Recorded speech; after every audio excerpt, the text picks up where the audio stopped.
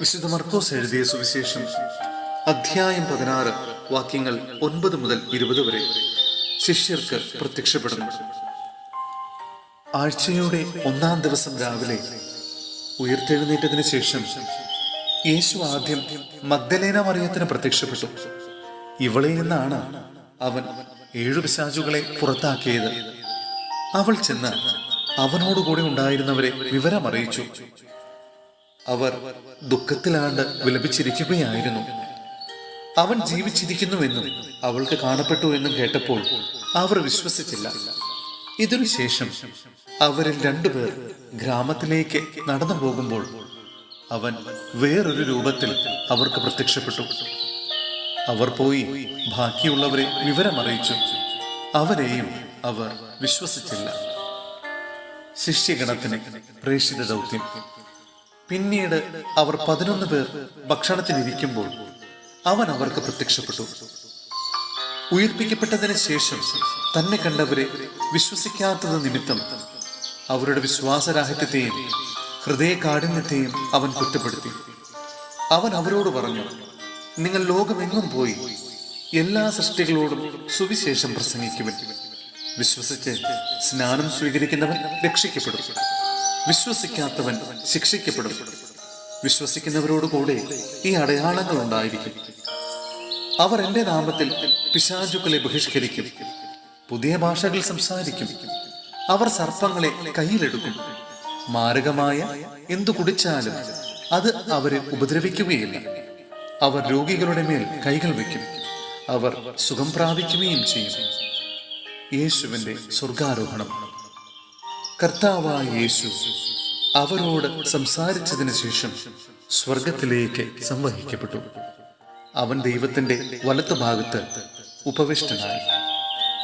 അവർ എല്ലായിടത്തും പോയി പ്രസംഗിച്ചു. കർത്താവ് അവരോടുകൂടെ പ്രവർത്തിക്കുകയും അടയാളങ്ങൾ കൊണ്ട് വചനം സ്ഥിരീകരിക്കുകയും ചെയ്തിരുന്നു.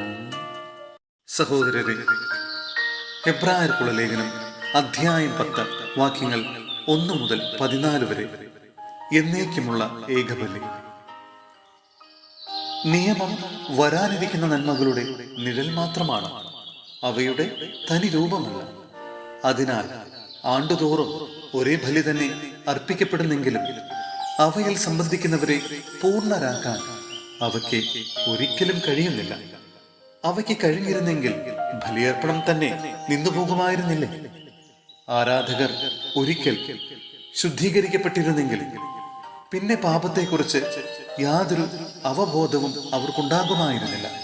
എന്നാൽ ഈ ബലികൾ മൂലം അവർ ആണ്ടുതോറും തങ്ങളുടെ പാപങ്ങൾ ഓർക്കുന്നു. കാരണം കാളകളുടെയും കോലാടുകളുടെയും രക്തത്തിന് പാപങ്ങൾ നീക്കിക്കളയാൻ സാധിക്കുകയില്ല. ഇതിനാൽ അവൻ ലോകത്തിലേക്ക് പ്രവേശിച്ചപ്പോൾ ഇങ്ങനെ അരുൾ ചെയ്തു, ബലികളും കാഴ്ചകളും അവിടുന്ന് ആഗ്രഹിച്ചില്ല, എന്നാൽ അവിടുന്ന് എനിക്കൊരു ശരീരം സജ്ജമാക്കിയിരിക്കുന്നു. ദഹനബലികളിലും പാപപരിഹാര ബലികളിലും അവിടുന്ന് സംപ്രീതനായില്ല. അപ്പോൾ പുസ്തകത്തിന്റെ ആരംഭത്തിൽ എന്നെക്കുറിച്ച് എഴുതിയിരിക്കുന്നത് പോലെ ഞാൻ പറഞ്ഞു, ദൈവമേ, അവിടുത്തെ ഇഷ്ടം നിറവേറ്റാൻ ഇതാ ഞാൻ വന്നിരിക്കുന്നു. നിയമപ്രകാരം അർപ്പിക്കപ്പെട്ടിരുന്ന ബലികളും കാഴ്ചകളും ദഹനബലികളും പാപപരിഹാര ബലികളും അവിടുന്ന് ആഗ്രഹിക്കുകയോ ഇഷ്ടപ്പെടുകയോ ചെയ്തില്ല എന്ന് പറഞ്ഞപ്പോൾ തന്നെ ഇങ്ങനെ കൂട്ടിച്ചേർത്തു, അവിടുത്തെ ഹിതം നിറവേറ്റാനിതാ ഞാൻ വന്നിരിക്കുന്നു. രണ്ടാമത്തേത് സ്ഥാപിക്കാനായി ഒന്നാമത്തേത് അവൻ നീക്കിക്കളയണം. ആ ഹിതമനുസരിച്ച് യേശുക്രിസ്തുവിന്റെ ശരീരം എന്നേക്കുമായി ഒരിക്കൽ സമർപ്പിക്കപ്പെട്ടതുവഴി നാം വിശുദ്ധീകരിക്കപ്പെട്ടിരിക്കുന്നു. പാപങ്ങൾ അകറ്റാൻ കഴിവില്ലാത്ത ബലികൾ ആവർത്തിച്ചർപ്പിച്ചുകൊണ്ട് ഓരോ പുരോഹിതനും ഓരോ ദിവസവും ശുശ്രൂഷ ചെയ്യുന്നു. എന്നാൽ അവനാകട്ടെ പാപങ്ങൾക്ക് വേണ്ടി എന്നേക്കുമായുള്ള ഏക ബലി അർപ്പിച്ചു കഴിഞ്ഞപ്പോൾ ദൈവത്തിന്റെ വലത്തുഭാഗത്ത് ഉപവിഷ്ടനായി. ശത്രുക്കളെ തന്റെ പാദപീഠമാക്കുവോളം അവൻ കാത്തിരിക്കുന്നു. വിശുദ്ധീകരിക്കപ്പെട്ടവരെ അവൻ ഏകബലി സമർപ്പണം വഴി എന്നേക്കുമായി പരിപൂർണരാക്കിയിരിക്കുന്നു.